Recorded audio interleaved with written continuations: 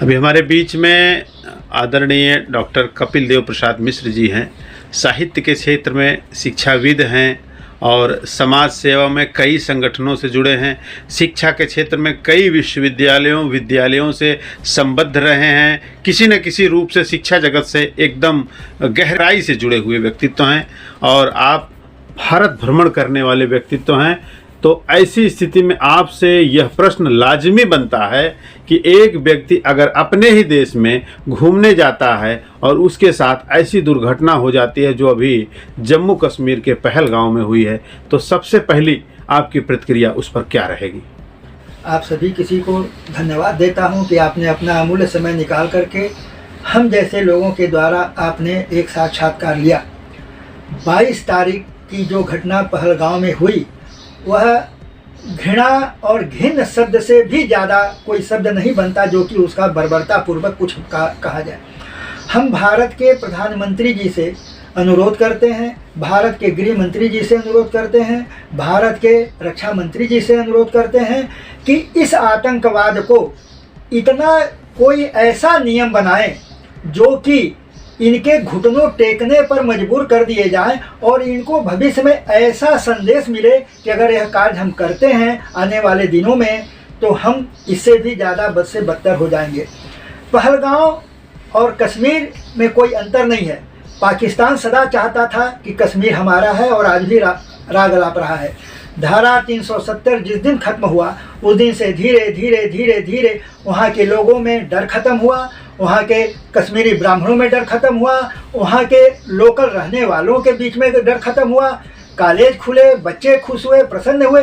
लेकिन पाकिस्तान को यह देखने के लिए उसको यह लगा कि यहाँ के लोग सकुशल अगर काम करने लगेंगे तो हमको कौन पूछेगा।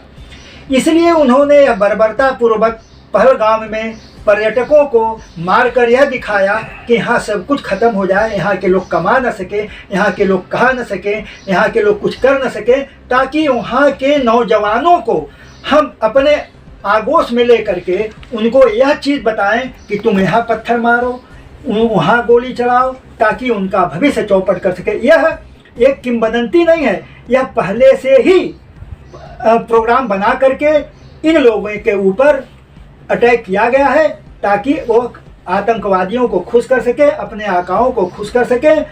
और भारत के भावी प्रधानमंत्री जो हैं उनका सराहनीय कार्य है कि हर तरीके से लड़ने के लिए तैयार हैं। वह हमारे वाराणसी क्षेत्र के सांसद जी भी हैं और मैं उनसे बार बार अनुरोध करता हूं कि भारत की सारी जनता उनके साथ है। इस पर एक नियम इतना कड़ाई से बनाएं कि उसका पालन सभी को करना पड़े, चाहे शासन हो चाहे प्रशासन हो। शासन प्रशासन अगर ठीक रहेगा तो कहीं कुछ भी नहीं हो सकता। यह आप लोगों को देखना है। देखिए, बहुत सही बात आपने कहा, लेकिन इसमें एक प्रश्न ऐसा बनता है, जम्मू कश्मीर बहुसंख्यक इस्लाम धर्म की बात आई तो धर्म की बात आनी ही है। बहुसंख्यक इस्लाम धर्म के मानने वाले हैं।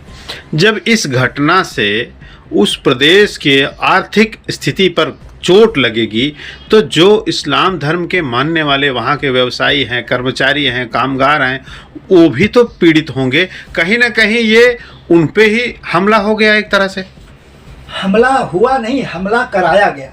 बड़े बड़े लोगों ने मिल करके वहाँ इसलिए हमला कराया। मुख्य उद्देश्य उनका यह था कि हमला करा करके वहाँ के खान पान व्यापार को नष्ट कर दिया जाए और वहाँ की पढ़ाई लिखाई शिक्षा के क्षेत्र को नष्ट कर दिया जाए, व्यापार को नष्ट कर दिया जाए और वहाँ के लड़कों को, वहाँ के लोगों को हम अपने आगोश में खींचे, गुमराह कर सकें। हम लोग उनसे कुछ न कुछ गलत कार्य करावें। यह उनके दिमाग में घुसा और उनके आकाओं ने हवा को घी में डाल करके उच्च ज्वलन पैदा कर दिया, जिसके कारण यह जघन्य घटना हुआ। यह एक शब्द है घृणा और एक शब्द है घिन। घिन से बड़ा कोई शब्द नहीं है। उन आतंकवादियों को हम घिन शब्द से विभूषित भी नहीं कर सकते, क्योंकि उन्होंने जो भी कार्य किया वह अपने मतलब से किया और वह मतलब में सफल हुए। लेकिन हम उन लोगों से अनुरोध करते हैं कि अपनी हिम्मत को बनाए रहें, जम्मू कश्मीर को अलग होने न दें, धारा 370 पर चलते रहें। वहाँ फिर एक तरफ से लेकर के दूसरी तरफ छोर में अपनी परिश्रम को करके जो पहले कश्मीर था उसको डर करके छोड़े नहीं, उन्हें जम करके रहें। यही मेरा वहाँ के लोगों से, वहाँ के बासिंदों से, वहाँ के सभी समाज के लोगों से अनुरोध है।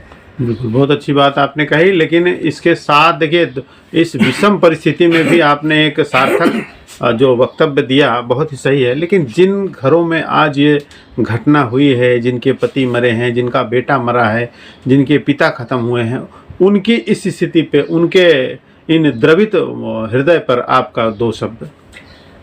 देखिए भैया, जाने वाले को रोक नहीं सकता और रहने वाले को कोई मार नहीं सकता। अब हम विधि विधान को अगर देखें तो यह लिखा था कि इसी जगह ऐसे ही तरीके से इनकी मृत्यु होगी।